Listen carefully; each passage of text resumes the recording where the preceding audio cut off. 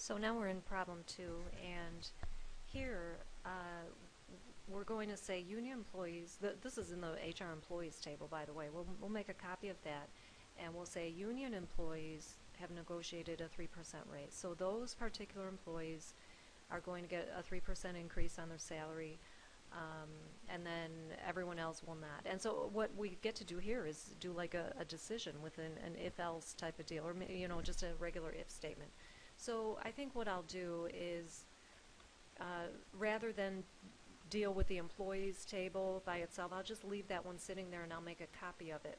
So I'm going to right click on the employees table. Again, I'm connected as HR. I'm working in the HR schema. So we'll make a copy of the table, and we'll call it emp_copy. And we'll be sure to check the include data box. Okay. So now with emp copy, here's what we're going to do. I think what I'd like to do is we're going to add a column. I think we were told in the instructions we're going to add a new column named isUnion. It'll be a varchar type, varchar2 basically, and we'll go in there after we add that column. We'll go in and put a couple of Y's, meaning we'll designate maybe a few union employees, just so we have some data to play with. Okay, so I think I'll right click on that mcopy table. I'll go to column, I'll do an add. We'll call this isUnion, and we said it was going to be a varchar2 type. I cannot specify a size, that's fine. So we'll click apply. Uh-oh.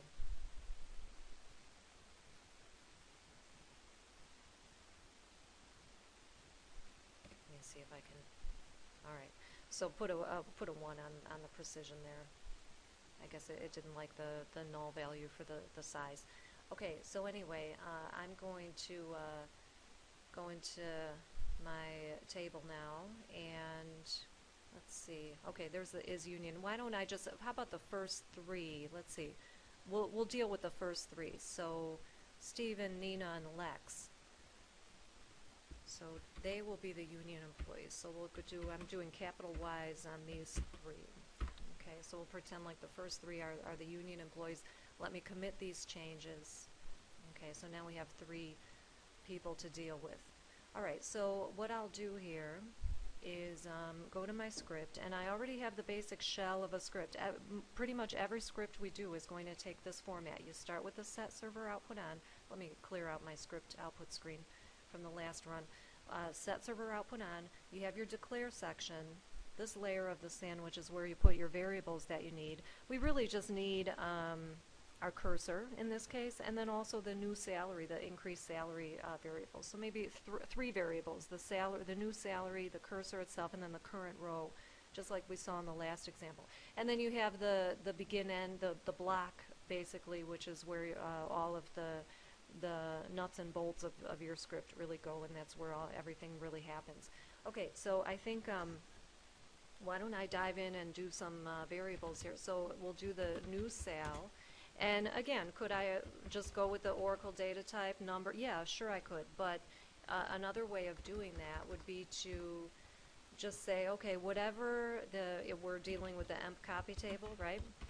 And the salary column is the one in question. That's what we're interested in. So we'll say, well, just look at that data type and make sure that this variable is that same type.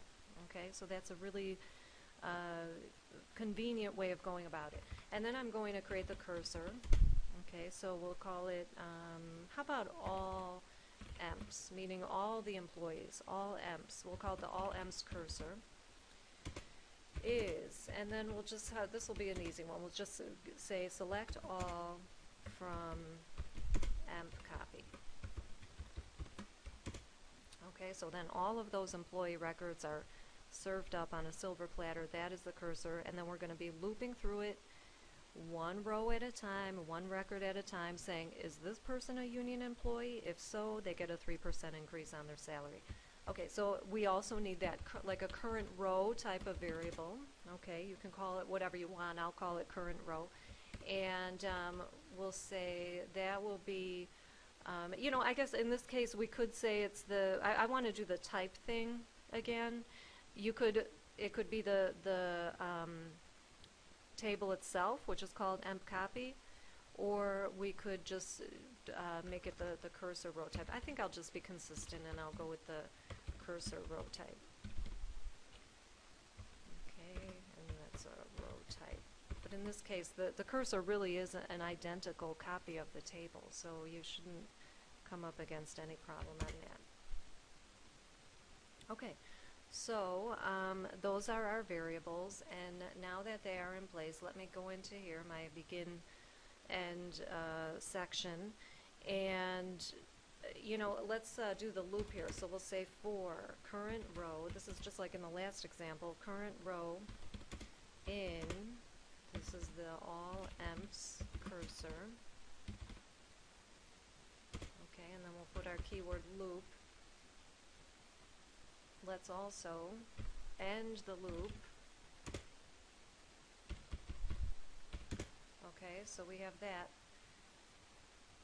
part of it in place. And then really inside of the loop, we're examining each row and we're saying if this person is in the union, then we're going to increase the salary. Otherwise, we just leave it alone.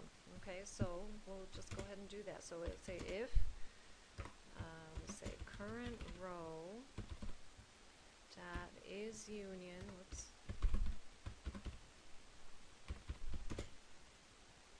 equals capital Y, that's what I put in the table.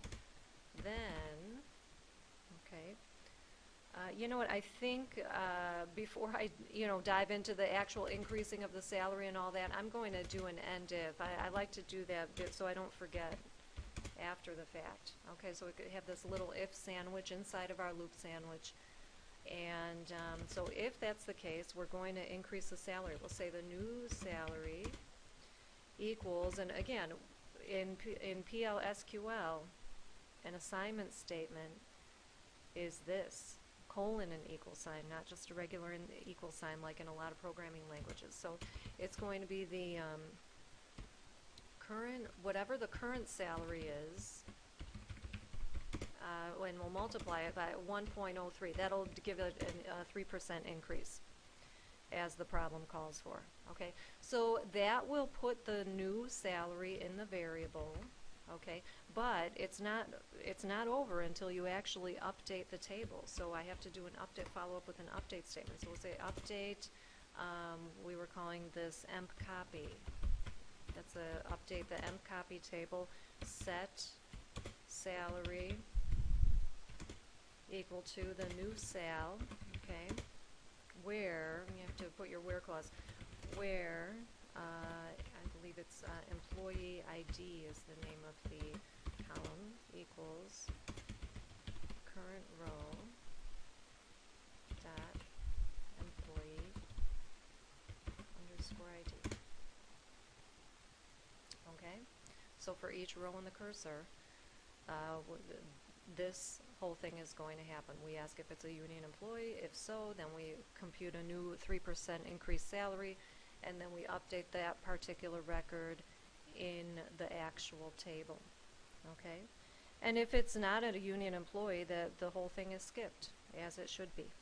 All right, so I think why don't we just do something simple here in the output. We'll say salary increase for employee number, and then we'll just do like the employee ID or something.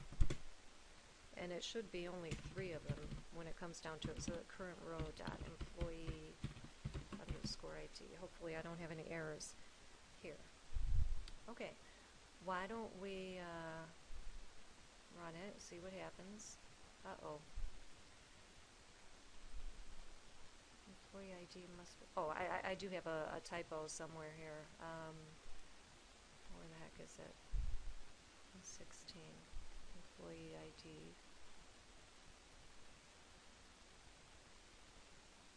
Oh, there it is. It wasn't line 16. Alright, so let's see if this will do it. Okay, that looks about right. We had 3 union employees, and they were the top records in the table. Let's look at the emp copy table and see what happened here.